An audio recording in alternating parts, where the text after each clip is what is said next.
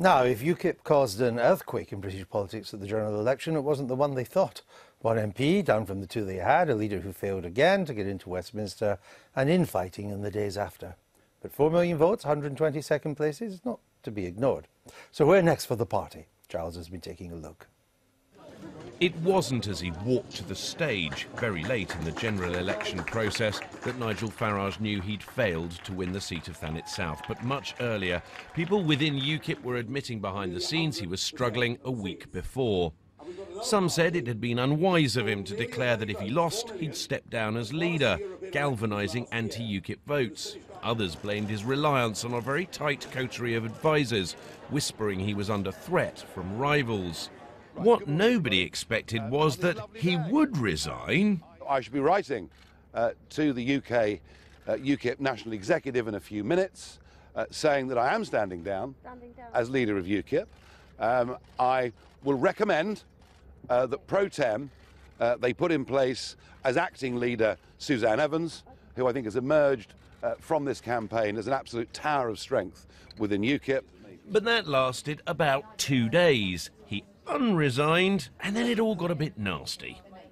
His economics spokesman and once rock-solidly loyal protégé Patrick O'Flynn attacked him personally in the Times. Douglas Carswell, their only MP, argued with him over short money. His close advisor, Raheem Kassam, left his post. But now another close advisor, Matt Richardson, the party secretary, has had the resignation he sent in at the time turned down and is back in post.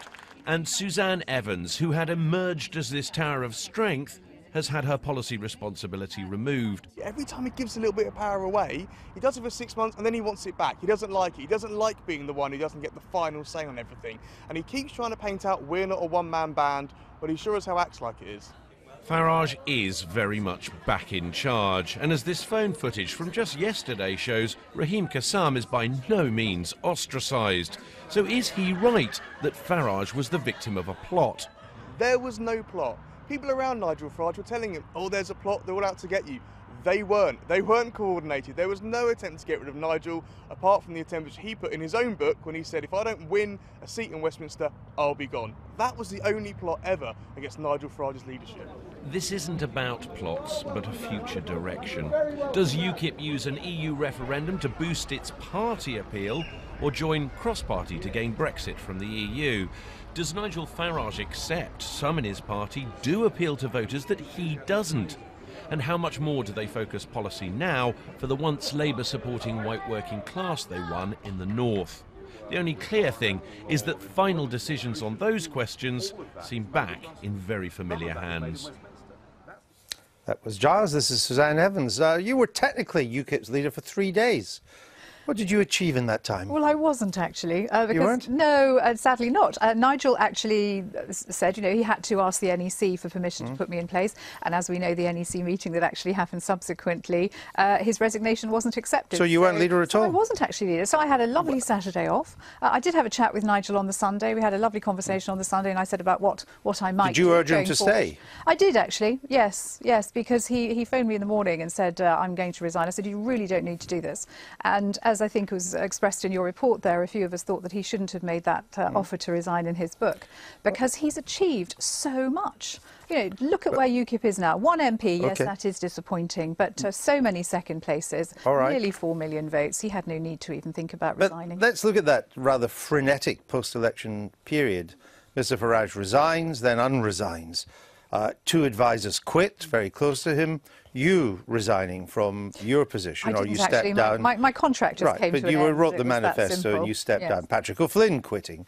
How damaging was that period to the party? I think it was very damaging to some of us who were within it, who found it all very traumatic, and I personally found it a very difficult time, inevitably. I think our members got very upset about it. How much it actually is going to impact on us going forward, I think we will very quickly get over it. I think we have got over it, actually.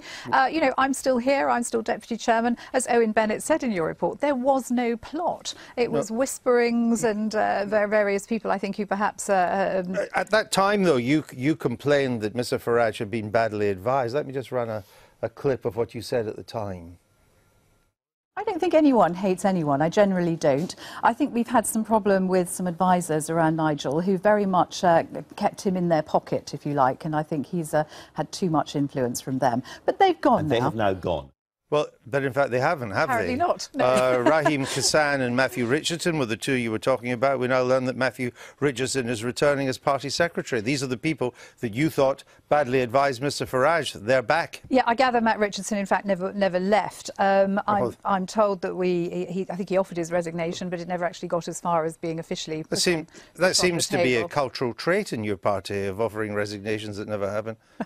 Well, it's not one that I think we particularly value. I am told. But I mean, you are the deputy chairman of the party, so I mean, don't you have any say on people like Matthew Richardson coming back, or staying as party secretary? No, my role as deputy chairman, because I'm not a member of the National Executive Committee, and my role as deputy chairman has always been one that has had a specific remit to present party policy and to act as a spokesman for the party. Well, how do you move on then? Running of the party with the same leader and the same people advising him, you thought badly. How does the UKIP move on?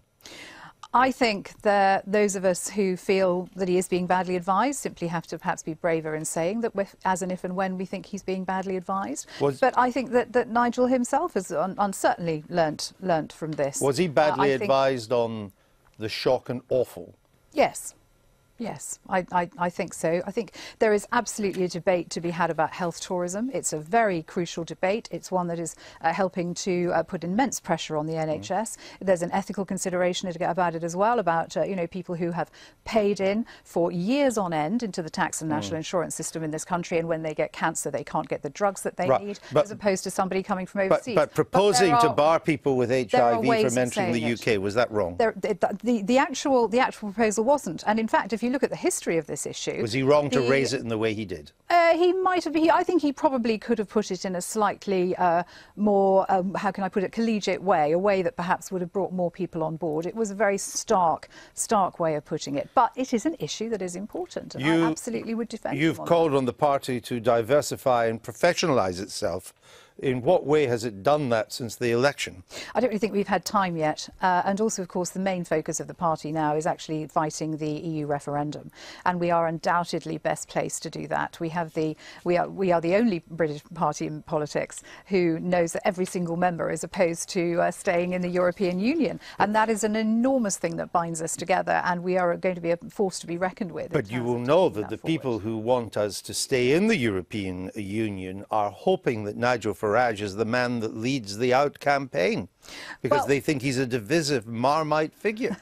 I think Nigel himself has not called to lead the Out campaign, and in fact only yesterday he was saying that it might very well be that a figure to lead the Out campaign comes from outside politics. So would you advise him not to lead the Out campaign? I would advise him to take a very significant part in it. I understand that, but as you know, that wasn't what I asked you. Would you advise him, though, that for the greater good of the cause, from your point of view, that he shouldn't lead the Out campaign? I think Nigel is a very divisive character in terms of the way he is perceived. He's not divisive as a person, but the way he is perceived is as having strong views that divide people. So in that sense, I think he is right. I think it will be somebody else who actually fronts it. But I actually, fundamentally, I don't see why we need to have any single one person to front it anyway. I think it would be much better to almost have a sort of a joint leadership campaign on it. Why should one person front it? Why shouldn't it be Nigel alongside someone from the Labour Party, from the Conservative Party, and perhaps from business as well? But when it comes to the big final TV debate,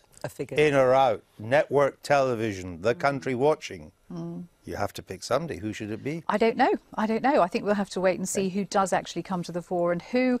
It's not just about what I think about, what UKIP thinks about, what the party thinks. It's about finding somebody who can actually convince that part of the electorate who's not already made their mind up to vote for no.